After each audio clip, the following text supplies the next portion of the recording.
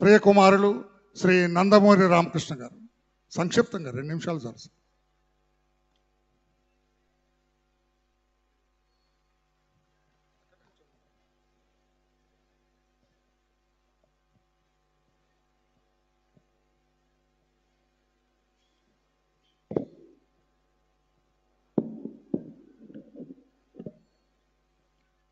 సభకు స్వాగతం. అందరికీ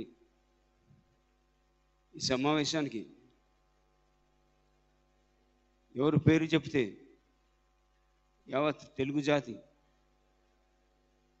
కళామ తల్లి గర్వపడుతూ, ఎవరు పేరు చెప్తే అందరి హృదయాల్లో దేవుడై కొలువై ఉన్నాడు, ఎవరు పేరు చెప్తే అన్నా అనే పదానికి ఊపిరిచ్చాడో అతడే మన అన్న విశ్వవిఖ్యాత నటసార్వభౌముడు, పద్మశ్రీ నటరత్న, కళ ప్రపూర్ణ మన అన్న స్వర్గీయ నందమూరి తారక రామారావు గారి ఈ సినీ జీవిత వజ్రోత్సవానికి ఇచ్చేసిన వేదిక మీద ఉన్న అతిరథ మహారాజులకు, గౌరవనీయులు మాజీ ఉపరాష్ట్రపతి గారికి, ఉప వెంకయ్యనాయుడు గారికి, అలాగే మా బావగారు ఆంధ్రప్రదేశ్ రాష్ట్ర ముఖ్యమంత్రి వారికి, అలాగే వేదిక మీద అతిరథులు మహారాజులు అందరికీ, చలనచిత్ర సీమకు అందరికీ, అలాగే ఈ కమిటీ సభ్యులకు అందరికీ, అలాగే వేదిక ముందున్న అభిమానులకు, ముఖ్యంగా స్వర్గీయ నందమూరి తారక వీరాభిమానులకు, మా కుటుంబ శ్రేయభిలాషులకు అందరికీ పేరు పేరు నా హృదయపూర్వక నమస్కారాలు. జేఎన్టీఆర్. ఇక మనన్న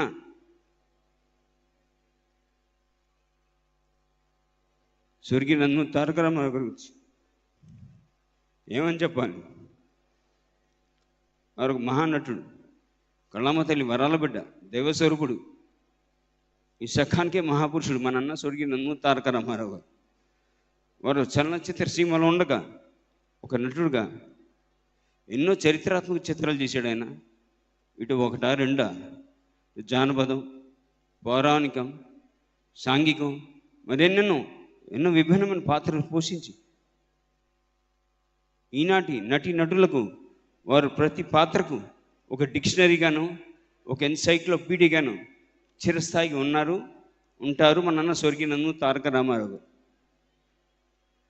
ఇవాటికి ఆయన చేసిన పాత్రలు ప్రపంచవ్యాప్తంగా ఎవరు చేయలేదు.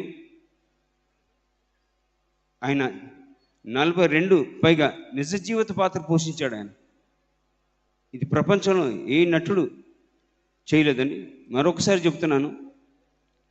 42 నిజ జీవిత పాత్ర పోషించాడు ఆయన. శ్రీరాముడు ఎలా ఉంటాడో మనకు తెలియదు, కానీ శ్రీరాముని, శ్రీకృష్ణుని రూపురేఖలు కల్పించిన ఆయన రూపమే చిరస్మరణీయం. ఆయన ఒక కథానాయకుడిగా ఉంటూ రాజకీయ నాయకుడు అయ్యాడు అని అన్న ఎన్టీఆర్. ఆయన కథానాయకుడు ఉండగానే ప్రజలకు ఎన్నెన్నో సేవలు అందించాడు. 1977లో ఇక్కడే మన కోస్తా ఆంధ్ర అంతా ఫ్లడ్స్ వచ్చినప్పుడు దివ్యసీమ పేరుతో నటులను అందరినీ ఒక పాట మీద తీసుకొచ్చి ఆయన రథసారథ్యం వహించి ఆయన కూడా చోలు పట్టుకుని ప్రజల్లోకి వెళ్ళి ప్రజలు ఇచ్చిన విరాళాలను అప్పుడు ఉమ్మడి ఆంధ్రప్రదేశ్ ప్రభుత్వం ఇవ్వడం చేయడం జరిగింది. అలాగే ఇండియా చైనా యుద్ధం జరిగినప్పుడు మన భారతదేశ సైనికులు సాయంగా ఉండాలని అనుకుని నిర్ణయం తీసుకుని ఆయన సైనికుడిని వేషధారణ వేసుకుని ఆయన పలు ప్రాంతాలు నాటకాలు పేట్రియాటిజం పేరిట నాటకాలు వేసి ఆ నాటకాన్ని రోజు విరాళను అప్పుడు భారతదేశ ప్రభుత్వం ఇవ్వటం చేయడం జరిగింది. ఇలా ఎన్నెన్నో చేశాడు ఆయన ఒక కథానాయకుడిగా ఉంటూ. తర్వాత అందరూ తెలిసిన విషయమే, ఆయన కథానాయకుడి నుండి రాజకీయ నాయకుడు అయ్యాడు. మన తెలుగు జాతి ఆత్మగౌరవాన్ని కాపాడి పునరుజ్జీవింప చేయాలని నేను ఒక తెలుగోడిని, తెలుగు బిడ్డను, తెలుగు దేశమైన పార్టీ రాజకీయ పార్టీ స్థాపించిన నాయకుడు మన్నన స్వర్గీయ నందమూరి తారక రామారావు. మన తెలుగు రాష్ట్ర ప్రజలు వారిని 9 నెలల్లోనే తెలుగుదేశాన్ని గెలిపించి వారిని ముఖ్యమంత్రి చేశారు ఆయన్ని.